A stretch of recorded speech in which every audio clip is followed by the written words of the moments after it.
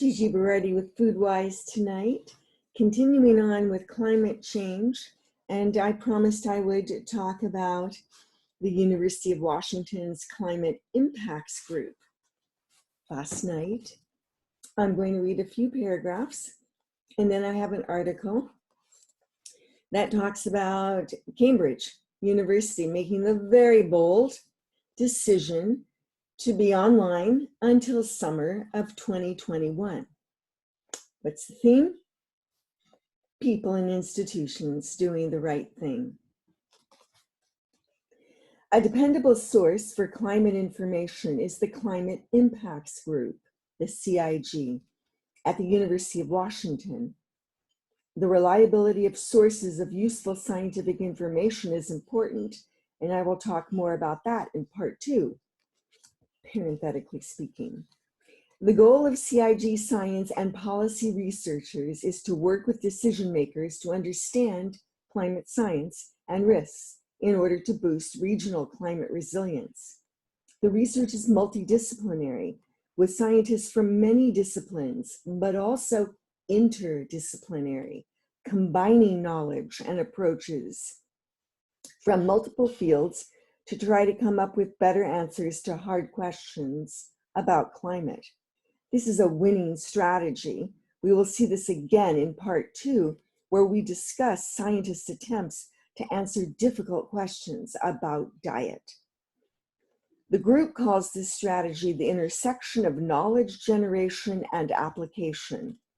The questions they are investigating are about climate and ecosystem modeling, but also vulnerability assessment. Who's likely to be most disadvantaged from climate change impacts, and what are some good strategies for adaptation?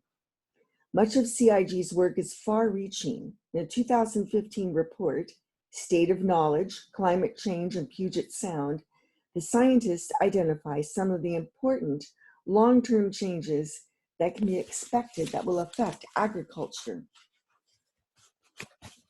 Reasonable projections for change are essential for planning. How to prepare for such change is under our control. If farmers know what to expect, they can prepare, prioritizing resilience. Colleagues and I at Western Washington University have also mapped out climate change scenarios and impacts as a result of agricultural practices. In our farm resilience project, farmers themselves are thinking about potential disaster scenarios and talking about how they could be resilient and adapt. You can see farmer interviews from this study, an interactive map, and a 3-minute film reproduced at https://www.edu.edu/Gigi Berardi, all one word, GIGIBERARDI/Resilient Farm Project 2009 Current / In our work, but also elsewhere, the need for partnerships with public agencies at all levels of government is urgent. So I refer you to that website, but I want to go back to one sentence here.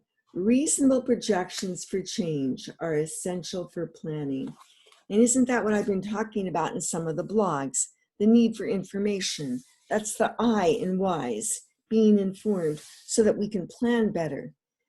And a case in point is Cambridge University in England that has, based on projections, data of all sorts and in all forms, they've made the decision to move to online classes through spring until summer of 2021.